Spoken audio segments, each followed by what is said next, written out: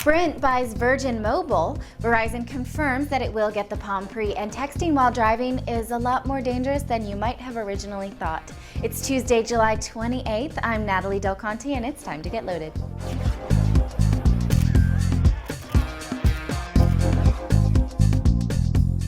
Breaking news this morning, Sprint has agreed to buy Virgin Mobile in an attempt to expand its prepaid cell phone options. This is in addition to Boost Mobile, which Sprint already owns. Sprint will reportedly pay $483 million for the prepaid mobile provider. This deal makes Sprint the owner of Boost, Virgin, and Helio, which is pretty much all of the independent prepaid mobile providers. Google has abandoned ship on AOL. The company invested $1 billion in AOL in 2006, but sold its 5% stake for only $283 million. I'm no mathematician, but I think it's safe to say that's not a good deal. Time Warner is currently spinning AOL out on its own separately, so AOL will be left to fend for itself without backing from Time Warner or Google. That's gotta hurt.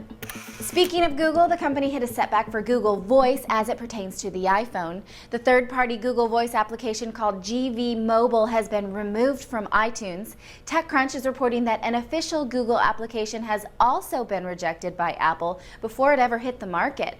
Apple apparently thinks that it is too close to what the iPhone already does. I was hoping for an official Google Voice app soon, especially because Google Voice actually gets my voicemails and my iPhone never does. Speaking of Apple, the Financial Times is reporting that the company is in fact working on a touchscreen tablet PC. We've heard this before, but the Financial Times is reporting it very factually. The paper also says that Apple is in talks with the 4 largest record labels to bundle music into some kind of digital booklet that would include music, album art, sleeve notes, and some kind of interactive element. The project is codenamed Cocktail. The two reports could be related. Apple could be waiting to announce the tablet with Cocktail, or they could be unrelated, or they could just be normal Apple rumor fluff. A Verizon spokesperson confirmed that the company would be selling the Palm Pre sometime next year. The company's chief operating officer, Denny Strigel, said this on a conference call with analysts and investors on Monday. We've suspected this for a long time. Now we know for sure. T-Mobile customers can look forward to a new Blackberry Curve in just a few days. The Curve 8520 will be pretty standard Blackberry fare, except it has an optical trackpad. Otherwise, the usual Wi-Fi, 2-megapixel camera, Bluetooth 2.0. It costs $130 and will be available on August 5th. Full text message integration is back for Twitter users who have O2 in the UK. Twitter pulled back and forth Twitter texting last year because it was costing them too much. Of course, users could always send over SMS. It was receiving that was the issue. Now there will be no extra fees to send or receive Twitter as a text. Verizon Fios and Verizon broadband customers can now get online for free at any Boingo wireless hotspot.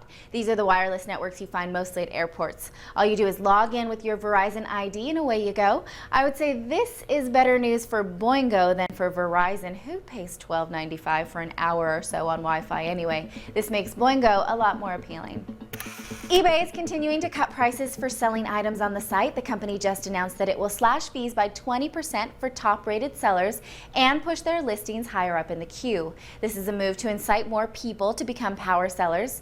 The new pricing will affect about 150,000 eBay users in the US, UK, and Germany. They must conduct at least 100 transactions per year for a total sales volume of at least $3,000. The new pricing goes into effect in October.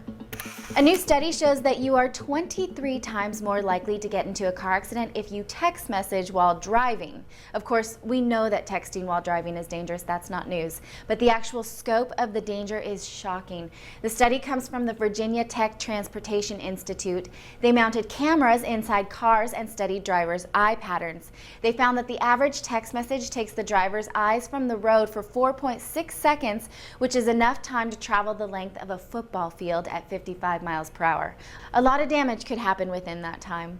I'm not going to end this story with a joke or an anecdote like usual. I just want to make sure you take this seriously. Just please have discipline. Don't text while driving, really. Those are all your headlines for today. I will, of course, be back tomorrow with more. Thank you for watching. I'm Natalie Del Conte with CNET TV, and you've just been loaded.